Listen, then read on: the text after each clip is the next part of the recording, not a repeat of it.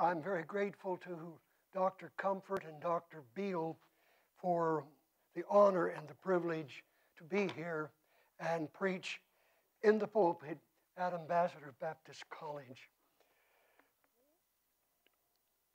That message by Dr. Comfort on the Bible ought to be in every home and every church of North America.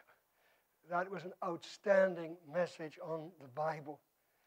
And with respect to Dr. Comfort's message on the unpardonable sin, I've heard that message, and I have no idea how a person could listen to that message on the unpardonable sin and not get the point.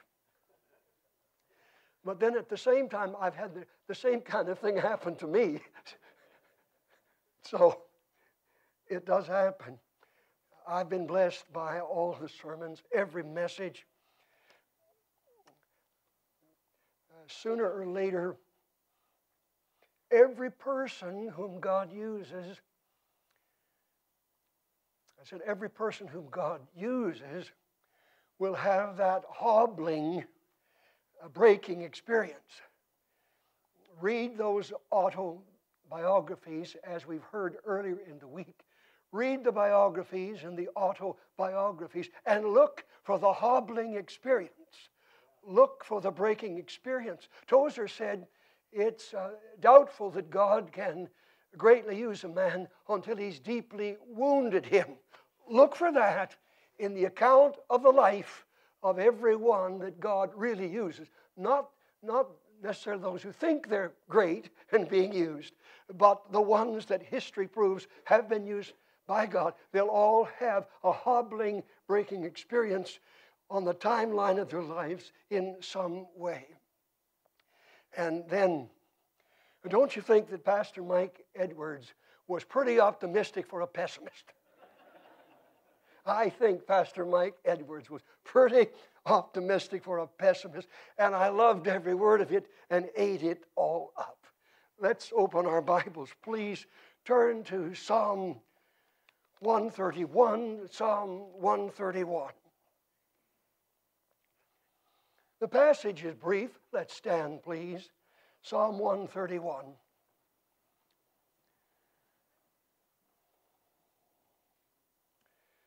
This song of degrees, or some call it a song of ascents, was given by the Holy Spirit to David.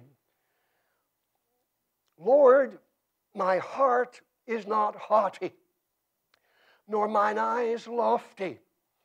Neither do I exercise myself in great matters or in things too high for me. Surely I have behaved and quieted myself as a child that is weaned of his mother. My soul is even as a weaned child. Let Israel hope in the Lord from henceforth and forever. Thank you for standing in respect to the word. Please be seated. Our text is Psalm 131, verse 2, sections A and B. Surely I have behaved. This is the way we should behave. This is a model for godly behavior. Surely I have behaved, and here it comes, and quieted myself as a child that is weaned of his mother. In a previous message, we have observed that in Bible times, Hebrew mothers weaned their children at 2 to 3 years of age. We've seen that this particular psalm is the 12th of the 15 psalms or songs of degrees. The 15 psalms of degrees, which some call the little psalter within the larger psalter. This little psalter, these 15 songs of ascent, were used by the Hebrews in their worship in song as they climbed their way up to Jerusalem and up to the temple for the prescribed feasts. I like this idea. I think it'd be good if more Baptists sang on their way up to church instead of Dad fussing with Mother, don't you? They were singing on their way up to Jerusalem and the temple. I've chosen to call these 15 songs, Psalm 120 to Psalm 134, 15 steps to joy. 15 steps to joy. And particularly, I call Psalm 131, joy in quieting ambition.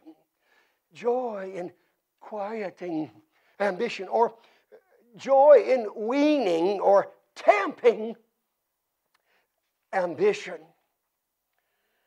Now, because there's usually some in every crowd who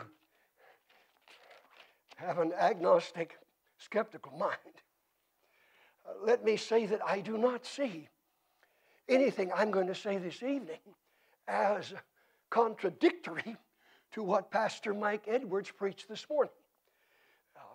It's two sides of the same coin. I view what I have to say this evening as supplementary or complementary. If we are ever to be used by God, we must see life and ministry in terms of opportunities, not obstacles. I'm in total agreement with everything he said. But the point I'm trying to make is that we need to see life and ministry as an opportunity for God's glory, as Caleb and Joshua did at Kadesh Barnea in the passage from which Pastor Edwards preached this morning. We ought to see the Kadesh Barneas as opportunities for God's glory, not our own glory. And so I'm in total harmony with the message that Brother Edwards preached so capably. Opportunity seized for God's glory is motivated by good ambition. I repeat, opportunity seized for God's glory is motivated by good ambition. Opportunity seized for our own glory is motivated by bad ambition. It's just that simple. The bad ambition that needs to be tamped and checked is characterized in Psalm 131, verse 1, as ambition that rises out of a haughty, proud heart and reveals itself in lofty eyes that are constantly overreaching in what they perceive to be great and high heights for the sake of their own ego. They're always lifting their eyes up, searching for opportunities for themselves. And so the target of my message this evening is the Nebuchadnezzar syndrome. I say that at the present time we have in the White House Nebuchadnezzar and Daniel. Is not this great Babylon that I have built? And if you don't think so, you'll soon be let know. No, I'm for the presidency, but that's how I see it.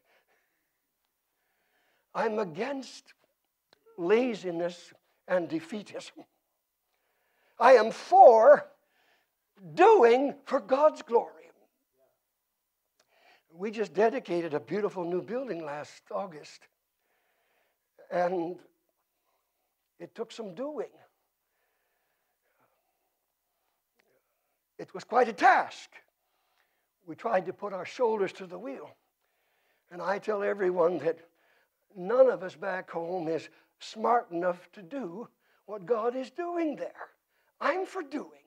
I'm not a lazy do-nothing, but I'm for doing for God's glory, not for our own largesse, and because we have lofty sight for ourselves.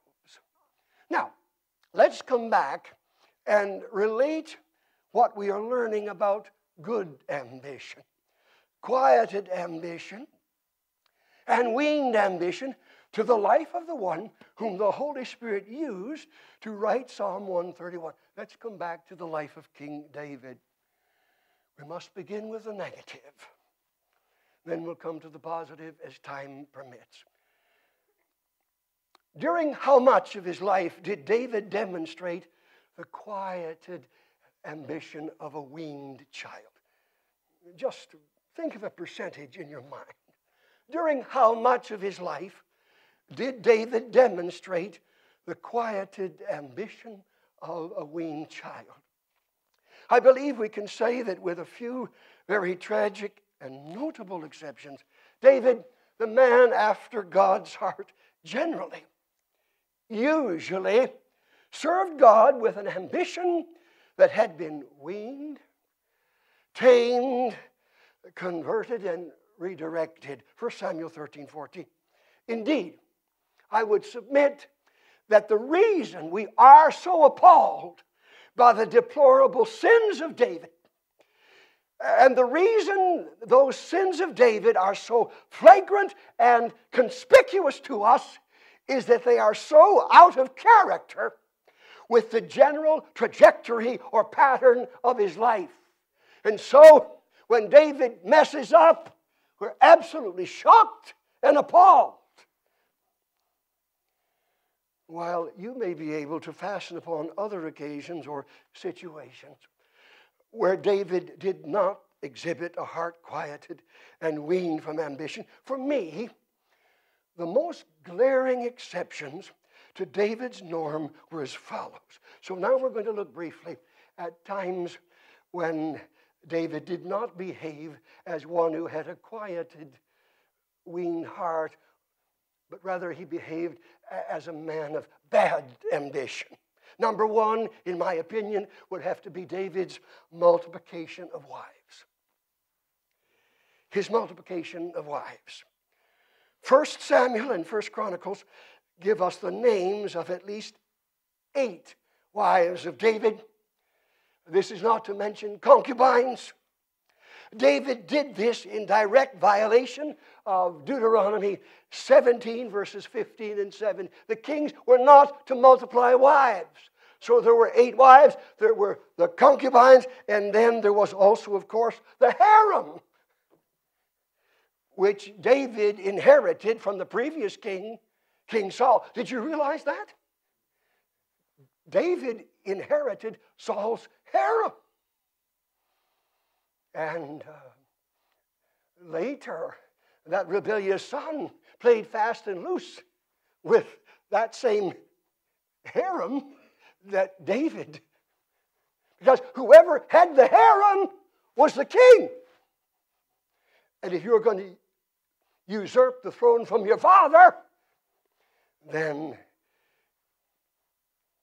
you took license with your father's harem. Now, the second obvious exception to David's usually harnessed ambition was, of course, his unweaned, unquieted self-indulgence in the matter of his adultery with Bathsheba and the arranged murder of her husband Uriah. 2 Samuel 11. Regarding this scandalous and outrageous behavior, the Revell Bible Dictionary says that David rebelled against God and godliness in the matter of Bathsheba. He rebelled against God and godliness. What had been an honest love for God fell prey to the pride of power, which led to gross sin. So the second instance of unweaned, proud, bad ambition is the situation with respect to Bathsheba and Uriah. Now, while we do not understand all the factors involved in the third situation, a third nadir occasioned by unchecked ambition in David's life was his numbering of Israel and Judah. You'll find that described in 2 Samuel chapter 24. His numbering of Israel and Judah. Oh my, how pride and ego can blind us. Pride and ego can bring us to the place that we will not listen to the counsel or advice of people who have been very loyal to us. Even though David's loyal general Joab asked a conscience-pricking leading question to try to dissuade David from taking his statistical ego trip, David would not be deterred. In effect, he said, "Hush up, Joab, hush up. We're going to number the people."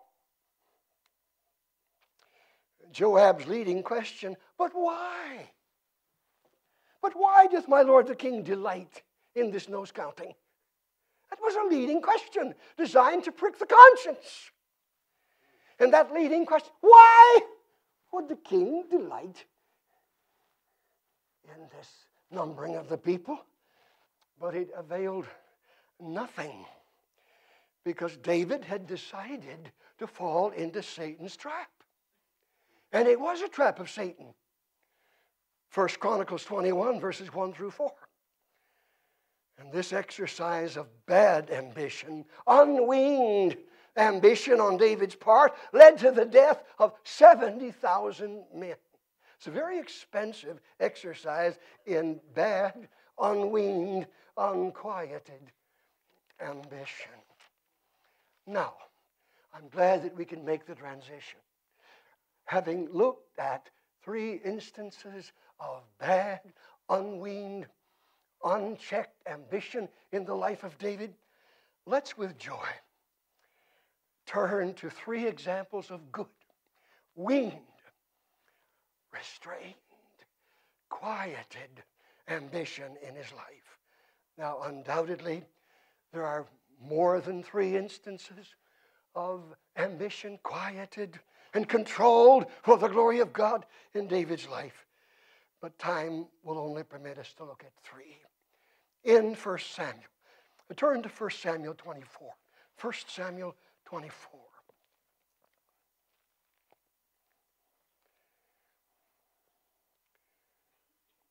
In the interest of time, we're not going to be able to read the passage, but I will give you the pertinent verses. 1 Samuel 24, verses 1 through 7 and 9 through 11. This is the incident at the cave in En-Gedi, where David spares the life of dissolute and paranoid King Saul, even after Samuel had told David 8 chapters earlier that he would replace the disobedient king. David's already been designated as the successor, but he spares Saul's life. He doesn't take it to his own flesh to advance the calendar. Now, would that not have been a temptation? Just think about it. The prophet has told you you're to be the next king, and you have a perfect opportunity to dispatch him to the eternity of disobedient predecessors. But he wouldn't do it. He spared the life of Saul. We know that David's ambition here is good ambition. Ambition for God's glory, not self. Because 3 times David lets what is motivating him and framing his behavior slip out. This good motivation, this weaned, this tamped, this quieted motivation is so in David, and it's so pervasive and so much a part of David that it cannot be suppressed. Twice in verse 6, and once again at the end of verse 10, David lets it slip out. It's the overflow of a weaned ambition, and so it just flows out. Twice in verse 6 And at the end of verse 10, that it is because Saul is the Lord's anointed that he's not going to have him killed. It's because Saul is the Lord's anointed. The issue to David is the Lord, and the Lord's will, and the Lord's timing, and the Lord's glory. He is the Lord's. And the Lord will do this in the Lord's time. David quiets, weans, and restrains selfish ambition and behaves himself for God's glory. We might think of this first example of good, weaned, God-controlled ambition as the joy of selfish opportunism denied. It is the joy of selfish opportunism denied. Do you ever have opportunities, but you know if you take them, it's going to be selfish opportunism? You know. Sure you do. If someone else is floundering and you could step into the gap. Well, here, David experiences the joy of selfish opportunism denied. Now, when is the last time that you experienced that joy? You denied selfish opportunism, and then you experienced the joy of weaned, quieted ambition. You know, I think, Pastor, he would be better for that job. Pastor, let him have the opportunity. Let her have the privilege. Bad ambition, by contrast, does not care how it gets ahead and climbs up the ladder, just so long as it seems to advance itself. If this is good for me, I will pounce on it. Because after all, I'm supposed to look out for old number one, am I not? By contrast, quieted, weaned ambition is content for God to do the promoting in His time. Those who promote themselves are prone to doubting whether they are in the will of God when there's a bad day in the palace. I'm going to say that again. Those who promote themselves are prone to doubting whether they are in the will of God when there's a rough day in the palace. Am I here by way of myself, or am I here because God put me here? And if we engage in this unquieted, unweaned, bad ambition whenever there's a bad day in the palace, we start to become insecure because we say, well, I engaged in selfish opportunism. That's how I got here.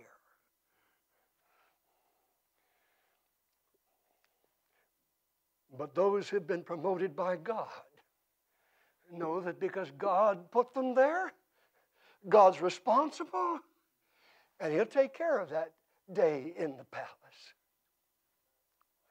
There's a second instance when David belatedly, I say belatedly, surrenders to good ambition and quiets down like a weaned child. And this instance is described in 1 Samuel 25. We do not have time to read the account. It's rather long.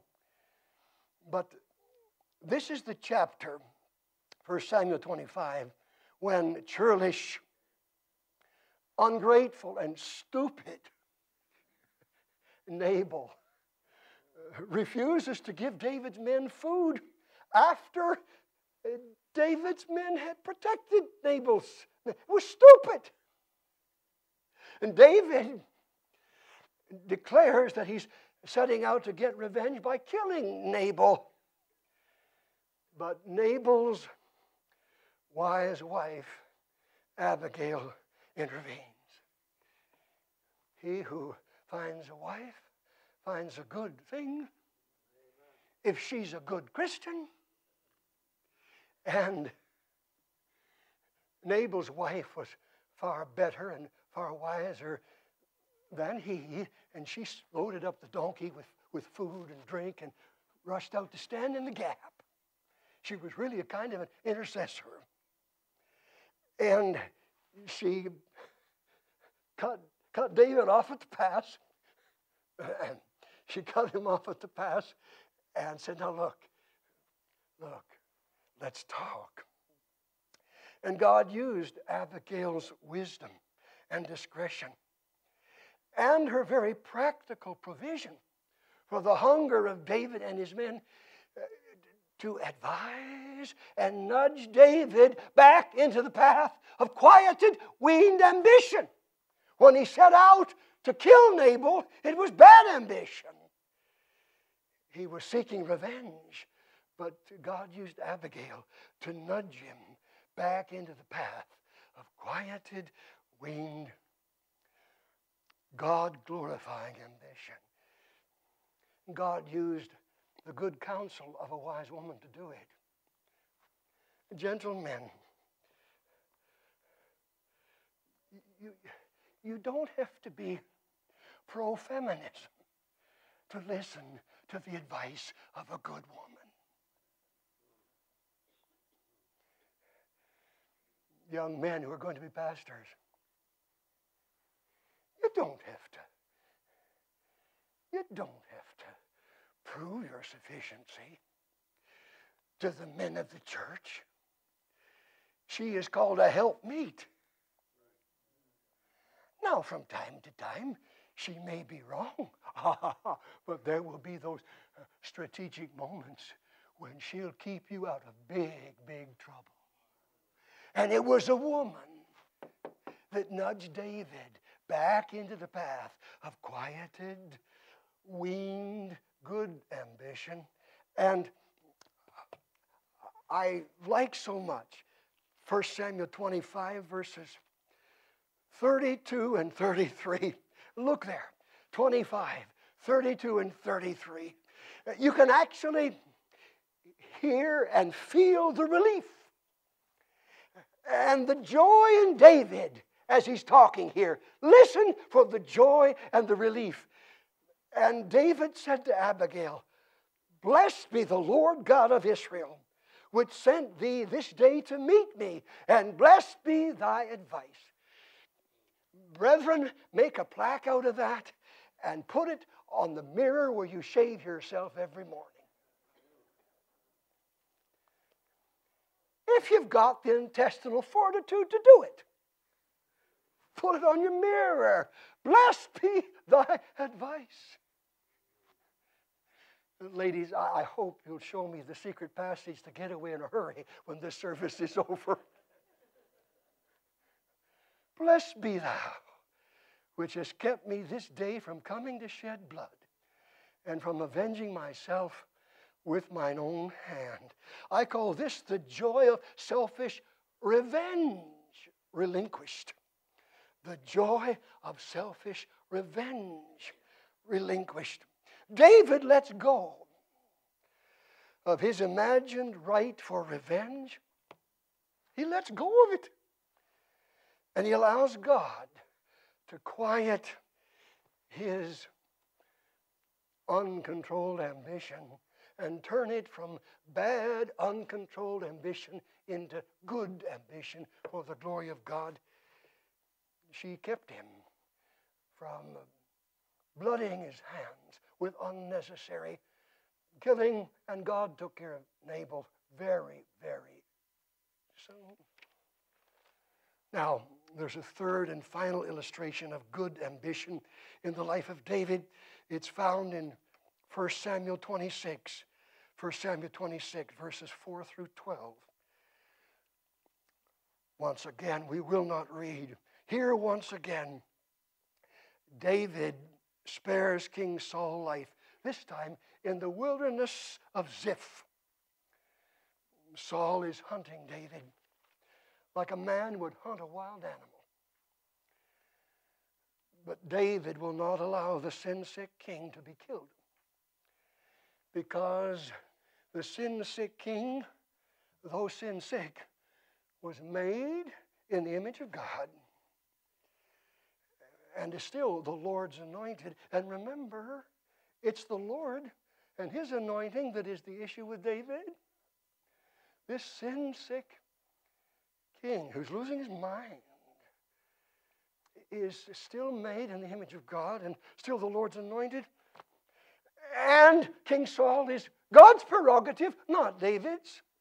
King Saul is God's responsibility, not David's. And just a young pastor like that deacon is God's responsibility.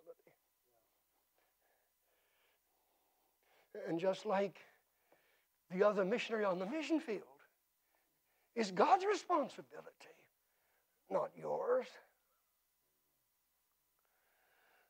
God knows best how to get the greatest glory for himself out of the dying embers of a burnt-out life. Let God get the greatest glory to himself from the dying embers of a burnt-out life. David did that because he had weaned, quieted ambition there also in the wilderness of Ziph. I call this the joy of selfish vindication rejected. The joy that you experience when you reject selfish vindication. A little hint from a few years of ministry. Forget trying to vindicate yourself. It never works. It's a waste of time. And you come across looking very fleshy. You come across looking so insecure that you can't trust your future and your position to God. You tell your deacons and your people that they are to trust God, but when you try to selfishly vindicate yourself, you portray yourself as being very, very insecure and not leaving your protection and your position up to the Lord. And so, when he refused to kill Saul in the wilderness of Ziph, that was the joy of selfish vindication rejected. Now, I read in a commentary something I want to share with you very briefly. One of the commentators from this psalm, Psalm 131, gives a very brief and simple definition of humility. We can't really talk about ambition, good ambition or bad ambition, without also thinking at least briefly about the definition of humility. Look at Psalm 131 again. Lord, Lord. David begins with where he sent his eyes on all those times he had opportunity to kill Saul but would not. Remember, Saul was the Lord's anointed. The Lord's anointed. When he begins this inspired song, the first word is Lord. Number one, humility begins with and focuses on God. Humility begins with and focuses on God. A humble person says, Lord, not I, my, me.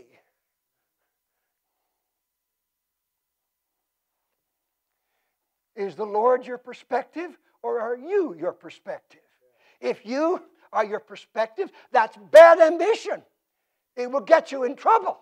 He starts with the name of the Lord that kept coming up so often when he had opportunity to kill Saul. And then notice number 2, verse 1b, my heart is not haughty. Here's the second part of a definition of humility. Humility is a level heart. Humility is a level heart. Now, if you can sing, and Dr. Scoville or Mr. Scoville ask you to sing, don't you ever come around with this thing, I can't sing. Humility is a level heart. It's not an overinflated heart, and it's not an underinflated heart. It's an honest heart. How many a pastor has had a broken heart because he asked 3 or 4 people to do something in the church, and everybody said, "Oh, I couldn't do that, Pastor." Humility is a level heart. It's being who you were made to be. Not like Dr. So-and-so or singer so-and-so. It's being whom God made you to be. With neither an overinflation or an underinflation. Humility is a level heart. And then in the third place, look at verse 1c. David, under inspiration, said, "Nor are my eyes lofty." Nor are my eyes lofty. Humility is a level look. It's a level look. A humble person's eyes are level. They do not look high and mighty. A proud person, by contrast, looks as if he thinks he's cleverer or better than everybody else around. And haven't you experienced that kind of obnoxious, lofty look? These are the kind that never see the peons. They just see the boys who can advance them up the ladder. But humility is a level look. And then finally, number 4, Psalm 131, verse 1d, "Neither do I exercise myself in great matters or in things too high for me." Number 4, humility is a level goal. Humility is a level goal. Do not misunderstand me. David was not against goals. I'm not against goals. But we need to get our dreams from God. You're different than the person sitting beside you, or the other one who takes that class with you. You are different. Humility is a level goal. This is level in the sense of our hopes, our dreams. When someone is truly great, he knows his field, and he doesn't try to get beyond and above his field or his ability. He is content to have a goal that mirrors the giftedness that God has given to him. Humility is a level goal. Bonaparte, Napoleon Bonaparte, so many others destroyed themselves by overreach. Humility is a level goal. Humility focuses on God, starts with God, then it leads to a level heart, a level look, and a level goal. It's being all God intended you to be. It is, and please hear me, it is not this notion, you can be whatever you want to be. Oh, I despise that.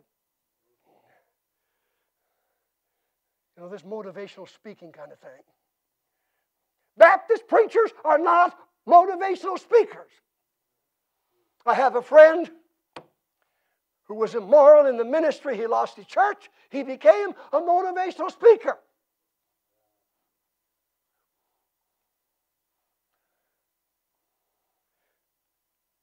There's a great gap between being a Baptist preacher or missionary or evangelist and being a motivational speaker.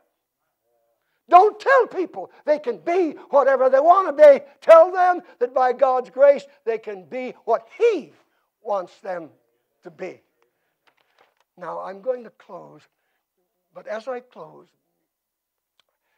I'm going to give you some questions by which I try to live to evaluate whether my ambitions at a given moment are for myself or for God. You may want to put them down. They're not profound. They're very simple. How can I discern whether my ambitions are for myself or for God? Or you could think of this list as simple questions for a weaned, quieted life. Simple questions for a weaned, quieted life. Number 1, Do I meet interruptions graciously? Or is it my important agenda that drives me? Ouch. That hurts me. I'm hurting me. How dare me ask me to monitor myself and ask, do I meet interruptions graciously, or is it my important agenda that drives me? Ladies and gentlemen, young people, some days the ministry is all about interruptions and nothing else. Some days the ministry is all about interruptions and nothing else. I heard a preacher from Michigan one time say, I've tried to learn that every interruption is meaningful. I have tried to learn that every interruption is meaningful. Now, that does not mean that we should not plan time to be alone, to pray and to study, and to be with our family. But we should not be so important that we consider everything that comes up as an interruption on the important things I've got planned for today. Some of the greatest points of ministry will take place in those unexpected moments. Drop everything, minister. Die to self, forget the agenda, minister. The opportunity may not be there tomorrow. I said this message was also about opportunity. The second question is this: how do I react or respond when my plans are thwarted and my goals are not met? How do I react or respond when my plans are thwarted and my goals are not met?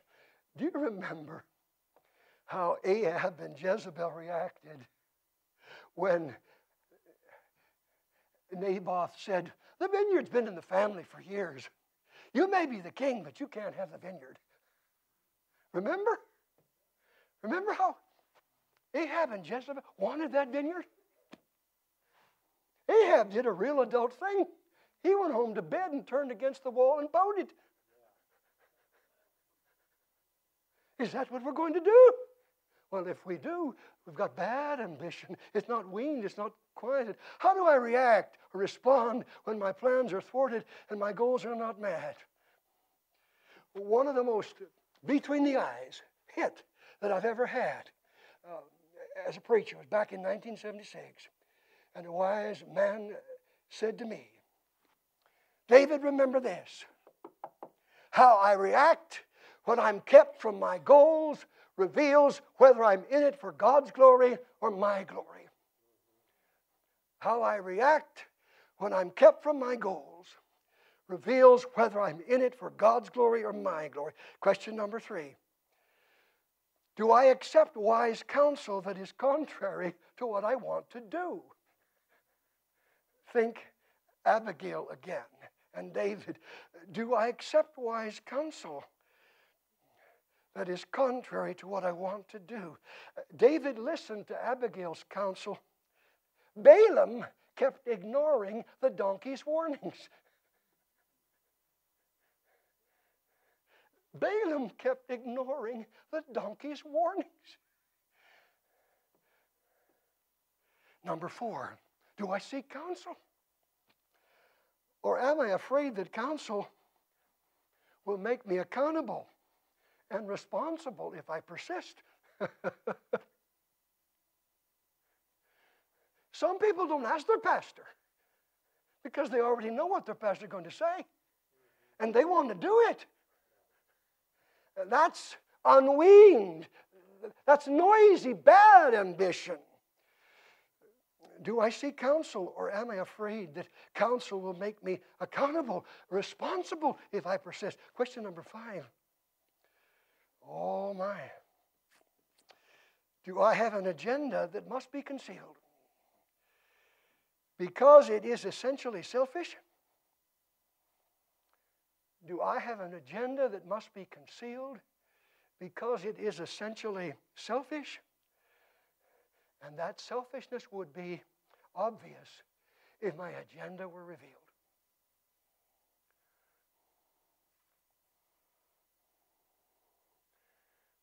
What are you thinking behind the scenes? What's really behind it? You know, sort of setting things up. Do I have an agenda that must be concealed because it is essentially selfish? And that selfishness would be obvious if my agenda were revealed. Question number 6, and I'm almost done. Are my goals time and stuff oriented, or are my goals people and eternity oriented? Are my goals time and stuff oriented, or people and eternity oriented? Number 7. Do I resent it and seek revenge when my proposals are challenged or opposed? Do I resent it and seek revenge when my proposals are challenged or opposed? And finally, number 8, do I secretly think that manual, what people might say would be little, menial tasks are beneath me? These are just some questions that we need to ask. There may be many others. Some questions that we need to ask to help determine whether we're experiencing the joy of quieted, weaned ambition, or whether we're experiencing the frustration and the anger of unweaned, flailing, bad ambition. Let's pray. Dr. Beale.